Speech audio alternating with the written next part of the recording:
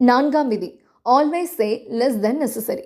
தேவைக்கும் குறைவாகவே பேசுவது சிறந்தது. வார்த்தைகள் எப்போவுமே நம்ம கட்டுப்பாட்டில் இருக்கணும். அப்போ தான் நம்மளோட இன்டென்ஷனில் ஃபோக்கஸ்டாக இருக்க முடியும். எல்லாத்தையும் எல்லாத்துக்கும் விலக்கி சொல்லிட்டா நம்மளோட அவசியம் அங்கே இல்லாமல் போயிடும் இல்லையா? அதனால தான். ஐந்தாம் விதி, காட் யுவர் ரெப்யூட்டேஷன். பேரையும் புகழையும் அடைய எவ்வளோ முயற்சி பண்ணுறோமோ அதை தக்க வச்சுக்கிறதுல மிக கவனமாக இருக்கணும். பேரும் புகழும் கையில் இருந்தால் அதிகாரம் தானாக கைக்கு வந்து சேருங்க. இதுக்கு சரியான உதாரணம் எம்ஜிஆர் அவர்கள், ஜெயலலிதா அவர்கள். ஆறாம் விதி, got attention at all cost. எப்போவுமே மக்களோட கவனம் நம்ம மீது இருக்கிறதுல ரொம்ப தெளிவாக இருக்கணும். கூட்டத்தில் தனியாக தெரிகிறதுன்னு சொல்லுவாங்கல்ல, அந்த மாதிரி. இதுக்கு ஒரு ரைட் எக்ஸாம்பிள் ஜெயலலிதா அவர்கள், ஜானகி அவர்கள். 2 பேருக்குமே ஆட்சி அதிகாரம் கிடைச்சிது. ஆனால் அதை சரியாக பயன்படுத்திக்கிட்டவங்க ஜெயலலிதா தான். தொடர்ந்து தன்னை கட்சி சார்ந்த வேலைகளில் ஈடுபடுத்திக்கிட்டே இருந்ததுனால மக்களுடைய கவனம் அவங்க மேலே இருந்துக்கிட்டே இருந்தது.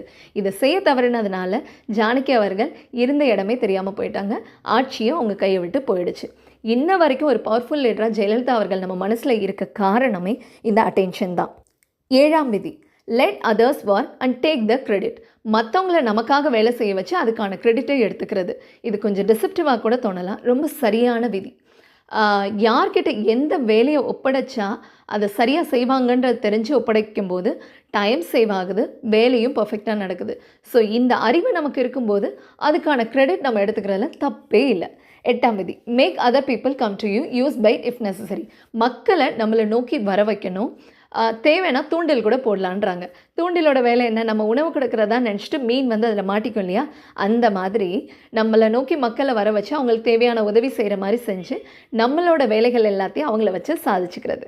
9வது விதி, win through your action never through arguments. நம்மளோட வெற்றி எப்போவுமே செயலில் தான் இருக்கணும், ஆர்குமெண்ட்டில் இருக்கக்கூடாது. இதுக்கு ஒரு பர்ஃபெக்ட் எக்ஸாம்பிள் சொல்லணும்னா, ஜெயலலிதா அவர்கள் இந்த கர்நாடகா காவிரி நீர்த்திறப்பு விஷயத்தில் செஞ்சாங்க இல்லையா? எந்த இடத்துல அவங்கள லாக் பண்ணுமோ லாக் பண்ணி இந்த மின்சாரம் அவங்க எடுக்கக்கூடாதுன்றதில் தடை விதிக்கும் போது ஆட்டோமேட்டிக்காக அவங்க அந்த நீர்த்திறப்புக்கு ஒத்து வந்தாங்க. அந்த மாதிரி நம்மளோட வெற்றின்றது ஆக்ஷனில் இருக்கணும், வெறும் ஆர்குமெண்ட்டில் இருக்கக்கூடாது. 10வது விதி, avoid the unhappy and unlucky. எப்போவுமே தன்னை பற்றி ஒரு செல்ஃப் டவுட்டோடு இருக்கவங்க, அவங்களுடைய வாழ்க்கையில் ஒரு அதிருப்தியோடையும் எப்போவுமே அன்ஹாப்பியாக அன்லக்கி அப்படிங்கிறது என்னென்னா, அன்ஹாப்பி இந்த மாதிரி எதிர்மறையாக இருக்கும்போது அந்த அன்லக்கியாக தான் ஆட்டோமேட்டிக்காக ஆவாங்க. ஸோ இந்த மாதிரி மக்கள்கிட்டேருந்து விலகி இருக்கிறது நல்லது. எப்போவுமே நம்மளை சுற்றி ஒரு பாசிட்டிவான சக்ஸஸ்ஃபுல்லான பீப்புளோடு இருக்கிறது நல்லது. ஒரு விஷயம் சொல்லுவாங்க இல்லையா, உன் நண்பர் யாருன்னு சொல்லு, நீ யாருன்னு சொல்கிறேன்னு. அது மாதிரி தான் நம்மளை சுற்றி பாசிட்டிவான பீப்புள் இருக்கும்போது நம்மளும் பாசிட்டிவாக இருப்போம். அதிகாரத்துக்கு இது மிக மிக முக்கியம். மகிழ்ச்சி.